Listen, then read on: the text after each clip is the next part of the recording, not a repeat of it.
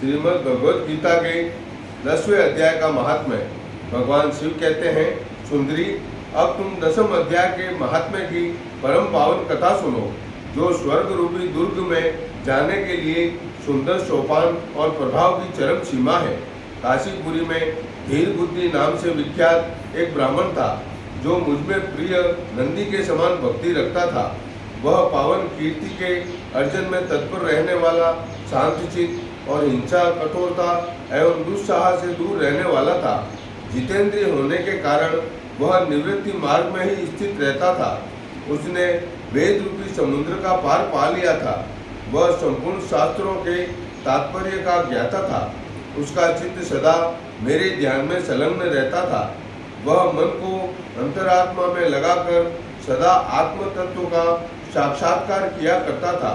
अतः जब वह चलने लगता, तब मैं प्रेमवश उसके पीछे दौड़ दौड़कर उसे हाथ का सहारा देता रहता था। यह देख मेरे पार्षद भंगीरटी ने पूछा, भगवान, इस प्रकार भला किसने आपका दर्शन किया होगा? इस महात्मा ने कौन सा तप, होम अथवा जप किया है कि स्वयं आप ही पद पद पर इसे हाथ का सहारा देते चलते हैं? भंगीरटी का यह प्रश्न सुनकर मैंने इस प्रकार उत्तर देना आरंभ किया। एक समय की बात है, कैलाश पर्वत के पार्श्व भाग में उत्तरांग वन के भीतर चंद्रमा की अमृतमयी किरणों से धुली हुई भूमि में एक वेदी का आश्रय लेकर मैं बैठा हुआ था। मेरे बैठने के क्षण भर बाद ही सहसा बड़े जोर की आंधी उठी। वहाँ के वृक्षों की शाखाएं नीचे ऊपर होकर आपस में टकराने लगी। कितनी ही टहनियाँ टूट टूट कर बिखर गई। पर्वत की अविचल छाया भी हिलने लगी। इसके बाद वहाँ महान भयंकर शब्द हुआ, जिससे पर्वत की कंदराएं प्रतिध्वनित हो उठी। तदंतर आकाश से कोई विशाल पक्षी उतरा, जिसकी कांति काले मेघ के समान थी। वह कज्जल की राशि, अंधकार के समूह अथवा पंख कटे हुए काले पर्वत सा जान पड़ता था। पैरों से पृथ्वी का सहारा लेकर उस पक्षी ने मुझे प्रणाम किया और एक सुंदर नवीन कमल मेरे चरणों में रखकर स्पष्ट वाणी में स्तुति करनी आरंभ की। पक्षी बोला, देव, आपकी जय हो। आप चिदानंदमयी, सुधा के सागर तथा जगत के पालक हैं। सदा सद्भावना से युक्त एवं अनासक्ति की लहरों से उल्लसित हैं। आपके वैभव का कहीं अंत नहीं है। आपकी जय हो। अद्वैत वासना से परिपूर्ण बुद्धि के द्वारा आप त्रिविध मलों से रहित हैं। आप जितेंद्रिय भक्तों के अधीन रहते हैं तथा ध्यान में आपके स्वरूप का साक्षात्कार होता है। आप अविद्यामय, उपाधि से रहित, नित्य मुक्त, निराकार, निरामय, असीम अहंकार शून्य, आवरण रहित और निर्गुण है। आपके चरण कमल शरणागत भक्तों की रक्षा करने में प्रवीण है। अपने भयंकर ललाट रूपी महासर्प की विश्व ज्वाला से आपने कामदेव को भस्म किया है। आपकी जय हो। आप प्रत्यक्ष आदि प्रमाणों से दूर होते हुए भी प्रमाणीय स्वरूप है। आपको बारंबार नमस्कार है। चैतन्य के स्वामी तथा त्रिगुण रूपधारी आपको प्रणाम है। मैं श्रेष्ठ योगियों द्वारा चुंबित आपके उन चरण कमलों की वंदना करता हूँ, जो अपार भवपाप के समुद्र से पार उतारने में अद्भुत शक्तिशाली है। महादेव, साक्षात बृहस्पति भी आपकी स्तुति करने की धृष्टता नहीं कर सकते। सहस्त्र मुखों वाले नागराज शेष में भी इतनी चातुरी नहीं है कि वे आपके गुणों का वर्णन कर सके। फिर मेरे जैसे छोटी बुद्धि वाले पक्षी की तो क्या विषाद है। उस पक्षी के द्वारा किए हुए इस स्तोत्र को सुनकर मैंने उससे पूछा, विहंगम, तुम कौन हो और कहाँ से आए हो? तुम्हारी आकृति तो हंस जैसी है, मगर रंग कोए का काला है। तुम किस प्रयोजन को लेकर यहाँ आए हो, उसे बताओ। पक्षी बोला, देवेश, मुझे ब्रह्मा जी का हंस जानिए। धुर्जटे, जिस कर्म से मेरे शरीर में इस समय कालिमा आ गई है, उसे सुनिए। प्रभो, यद्यपि आप सर्वज्ञ हैं, अतः आपसे कोई बात छिपी नहीं है। तथापि यदि आप पूछते हैं तो बतलाता हूँ। सौराष्ट्र सूरत नगर के पास एक सुंदर सरोवर है, जिसमें कमल लहलहाते हैं। उसी में से बाल चंद्रमा के टुकड़े जैसे श्वेत मृणालों के ग्रास लेकर मैं बड़ी तीव्र गति से आकाश मार्ग में उड़ रहा था। उड़ते उड़ते सहसा वहां से पृथ्वी पर गिर पड़ा।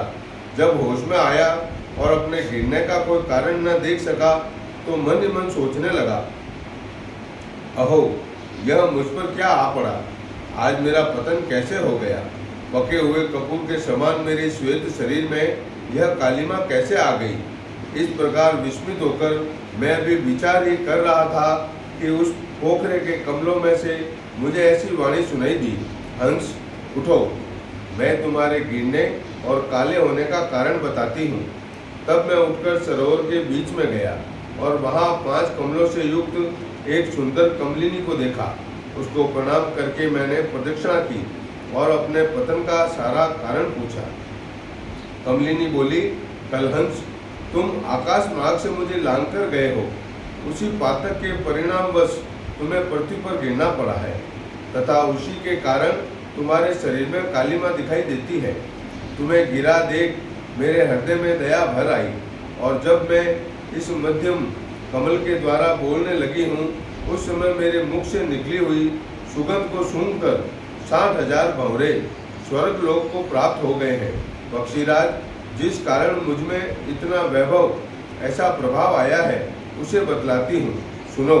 इस जन्म से पहले तीसरे जन्म में मैं इस पृथ्वी पर एक ब्राह्मण की कन्या के रूप में उत्पन्न हुई थी। उस समय मेरा नाम सरोज बदना था। मैं गुरुजनों की सेवा करती हुई सदा एकमात्र पातिव्रत के पालन में तत्पर रहती थी। एक दिन की बात है, मैं एक मैना को पढ़ा रही थी। इससे पति सेवा में कुछ विलंब हो गया। इससे पति देवता कुपित हो गए और उन्होंने शाप दिया, पापिनी तू मैना हो जा। मरने के बाद यद्यपि मैं मैना ही हुई तथापि पातिव्रत्य के प्रसाद से मुनियों के ही घर में मुझे आश्रय मिला। किसी मुनि कन्या ने मेरा पालन पोषण किया। मैं जिनके घर में थी वे ब्राह्मण प्रतिदिन प्रातःकाल विभूति योग नाम से प्रसिद्ध गीता के 10वें अध्याय का पाठ किया करते थे और मैं उस पापहारी अध्याय को सुना करती थी। विहंगम काल आने पर मैं मैना का शरीर छोड़कर 10वें अध्याय के महात्म्य से स्वर्ग लोक में अप्सरा हुई। मेरा नाम पद्मावती हुआ और मैं पद्मा की प्यारी सखी हो गई। एक दिन मैं विमान से आकाश में विचर रही थी। उस समय सुंदर कमलों से सुशोभित इस रमणीय सरोवर पर मेरी दृष्टि पड़ी और इसमें उतरकर ज्यों ही मैंने जल क्रीड़ा आरंभ की त्यों ही दुर्वासा मुनि आ धमके। उन्होंने वस्त्रहीन अवस्था में मुझे देख लिया। उनके भय से मैंने स्वयं ही एक कमलिनी का रूप धारण कर लिया। मेरे दोनों पैर 2 कमल हुए, दोनों हाथ भी 2 कमल हो गए और शेष अंगों के साथ मेरा मुख भी एक कमल हुआ। इस प्रकार मैं 5 कमलों से युक्त हुई। मुनिवर दुर्वासा ने मुझे देखा। उनके नेत्र क्रोधा अग्नि से जल रहे थे। वे बोले, पापिनी तू इसी रूप में 100 वर्षों तक पड़ी रह। यह शाप देकर वे क्षण भर में अंतर्धान हो गए। कमलिनी होने पर भी विभूति योगाध्याय के महात्म्य से मेरी वाणी लुप्त नहीं हुई है। मुझे लांघने के मात्र के अपराध से तुम पृथ्वी पर गिरे हो। पक्षीराज, यहाँ खड़े हुए तुम्हारे सामने ही आज मेरे शाप की निवृत्ति हो रही है, क्योंकि आज 100 वर्ष पूरे हो गए। मेरे द्वारा गाए जाते हुए उस उत्तम अध्याय को तुम भी सुन लो। उसके श्रवण मात्र से तुम भी आज ही मुक्त हो जाओगे।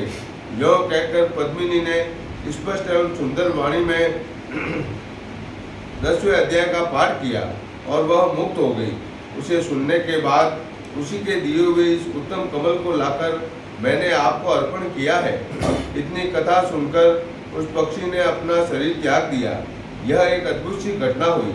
वही पक्षी अब 10वें अध्याय के प्रभाव से ब्राह्मण कुल में उत्पन्न हुआ है। जन्म से ही अभ्यास होने के कारण सहसावस्था से ही इसके मुख से सदा गीता के 10वें अध्याय का उच्चारण हुआ करता है। 10वें अध्याय के अर्थ चिंतन का यह परिणाम हुआ है कि यह सब भूतों में स्थित शंख चक्रधारी भगवान विष्णु का सदा ही दर्शन करता रहता है। इसकी स्नेहपूर्ण दृष्टि जब कभी किसी देहधारी के शरीर पर पड़ जाती है तब वह चाहे शराबी और ब्रह्म हत्यारा ही क्यों न हो, मुक्त हो जाता है और पूर्व जन्म में अभ्यास किए हुए 10वें अध्याय के महात्म्य से इसको दुर्लभ तत्व ज्ञान प्राप्त है तथा इसने जीवन मुक्ति भी पा ली है। अतः जब यह रास्ता चलने लगता है तो मैं इसे हाथ का सहारा दिए रहता हूँ। भृंगिरीटे, यह सब 10वें अध्याय की ही महिमा है। पार्वती, इस प्रकार मैंने भृंगिरीटी के सामने जो पापनाशक कथा कही थी वही यहाँ तुमसे भी कही है। नर हो या नारी अथवा कोई भी क्यों न हो, इस 10वें अध्याय के श्रवण मात्र से उसे सब आश्रमों के पालन का फल प्राप्त हो जाता है। श्री कृष्ण गोविंद हरे मुरारी, हे नाथ नारायण वासुदेवा। श्री कृष्णाय नमः। ओम नमो भगवते वासुदेवाय नमः। श्री कृष्णं वंदे जगद्गुरुम्।